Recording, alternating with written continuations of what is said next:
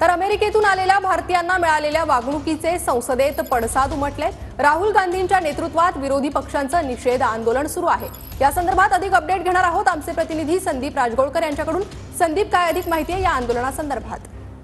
नाही, खरं तर ज्यावेळेला लोकसभेचं कामकाज सुरू झालं होतं त्यावेळेपासूनच गोंधळाला प्रणीता सुरुवात केलेली होती। काल ज्यावेळेला अमृतसरमध्ये अमेरिकेतून आलेलं हे विमान लँड झालं तेव्हापासूनच विरोधकांकडून सोशल मीडियावर प्रतिक्रिया होत्या आणि त्यानुसार ज्यावेळेला 11 वाजता लोकसभेचं कामकाज सुरू झालं होतं, राज्यसभेचंही सुरू झालं होतं, त्यावेळेला विरोधी पक्षातील खासदारांनी गदारोळ केला। त्यामुळे 12 वाजेपर्यंत तहकूब करण्यात आलेलं होतं। मात्र 12 वाजता कामकाज सुरू होतात पुन्हा एकदा विरोधकांनी त्याबाबत चर्चा करावी अशी मागणी केली।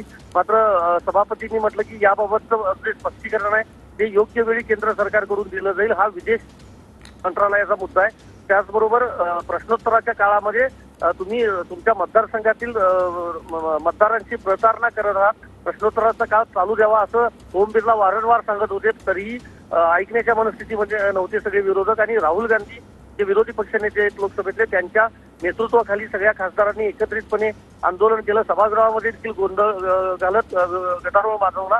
त्यामुळे लोकसभेचं आणि राज्यसभेचं दोन्ही सभागृहांचं कामकाज आज दुपारी 2 वाजेपर्यंत तहकूब करण्यात आलेलं आहे। नक्कीच संदीप, धन्यवाद या सविस्तर माहितीसाठी।